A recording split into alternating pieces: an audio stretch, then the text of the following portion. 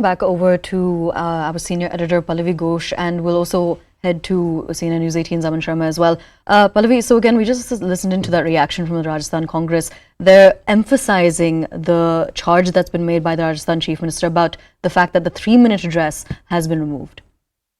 But the clarification which has come in from the government also is very clear, and I think it's very clear in the Prime Minister's office's tweet as well, that first of all, their plot is there. So to say that the government is not giving respect or due place or credit to the Rajasthan Chief Minister is absolutely incorrect. And there is a protocol in place. You are usually expected to attend these events personally. There's no question of playing it up for an audio clip. And, and that invite has been reiterated that, if you are in that physical condition, do come personally. See, Prime Minister's events are also government events, obviously, and there are always protocols in place for that, and that protocol is played out.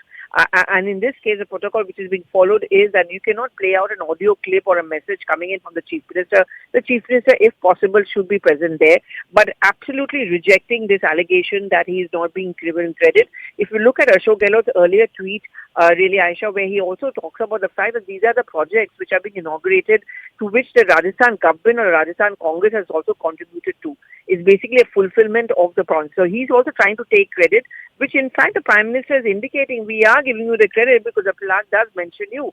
So again, the BJP is making this allegation, needless politics being done over an event. These things shouldn't matter, and the credit is being given, and the charge of political witch hunt by the opposition states, by the Congress party, is absolutely baseless. Absolutely. Pallavi, do stay with us. Aman, if you're still with us, what I wanted to ask you, and actually let's discuss this as well. Now the ball seems to be in the Rajasthan Chief Minister's court because the Prime Minister's office has said that the Chief Minister is duly invited and is welcome to join. Absolutely. And I think another reason which, maybe the Rajasthan government could now clarify also, which is indicated in the PMO's tweet, that the Rajasthan Chief Minister is perhaps still suffering from that injury that he suffered, that ligament injury that he suffered. So he may not be in a position to actually travel and be present at the rally physically. So that could be one reason why Mr. Ashok Gehlot may have asked for a virtual address that the Rajasthan government will need to clarify now that why does the Rajasthan Chief Minister not want to come physically to the government event of Prime Minister Narendra Modi? That thing is still not clear. So is that the reason that is Mr. Ashok Gehlot still a bit indisposed and can't make that travel, or is there some other reason? Because now the PMO is clearly putting the ball in the Rajasthan Chief Minister's court that you are very much welcome, and if you come there, obviously you can speak, but only if you come there, because PM's protocol, as Pallavi was correctly pointing out, at a PM's program, there is usually no provision for an audio clip or a VC to be played. You have to be present there. There's a certain decorum in which those PM government events are held in various states or even in Delhi. So I think the Rajasthan government will now, Rajasthan Chief Minister, may have to put it out that why exactly is he not coming to the Prime Minister's event physically.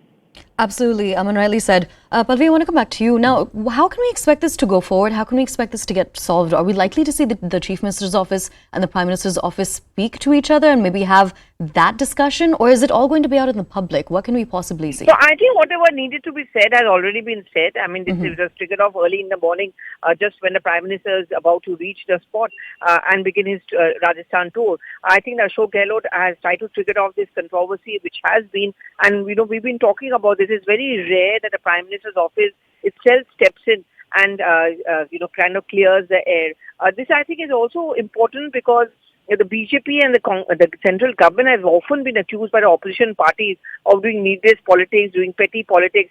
I think the Prime Minister's office, when it decided to tweet out this clarification, is their effort and endeavor to, one, clear that air, and also to show it very gracefully that, look, we are not playing politics. We do understand that you may have a physical discomfort. Your name is there in the plaque. So therefore, to accuse us of, removing your clip or welcome clip, that is absolutely baseless.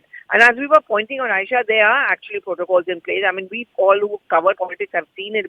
Wherever government events take place, when the Prime Minister is on stage, you normally don't play out any such kind of an audio clip. You expect the person to be there or a representative. It also happens, there have been occasions where, Chief Minister's office also sends someone as a representative. All right, Pallavi, thank you for that. Do stay with us. We're also being joined by Mr. R.P. Singh from the BJP in the line right now. Mr. Singh, thank you so much for speaking to CNN News 18 about this. Again, it's a battle of the charges, but when it comes to what's actually taken place, it's charges leveled by the Rajasthan Chief Minister and then a swift response from the Prime Minister's office. How do you see this? Well, this is all building to 2024, nothing more than that. We are playing politics. I mean, he has been officially and formally invited. He should be there and then should have joined because the process of these central schemes and wherever in which states happen, the CM of that particular state is always called. But here, as I said, I mean, they want to play politics, keeping in mind the forthcoming election. So even the Rajasthan election is due, and he want to send a separate message to the people. I mean, people can see through it, and then probably people respond accordingly in the forthcoming Rajasthan and the parliamentary elections. Now, the Congress, we were able to speak to a representative from the Grand Old Party, Swarnam Chaturvedi. What he was saying was that he was also emphasizing the fact that the 3-minute speech of Ashok Gehlot, that has been cut. But then again, a response has already been given by the Prime Minister's office. But the ball is now in the Rajasthan Chief Minister's court. How do you think this will play out, though? I mean, how much time, I mean, how many minutes is not the issue. I mean, when he's a state chief minister, when he starts speaking, I mean, obviously he'll speak as per his will. But issues again, as I said, this all keeping in mind 2024, this 2023 state election and the parliamentary election, basically targeting the coming state elections because they have to send this message, a political message. The Congress is trying to send a political message by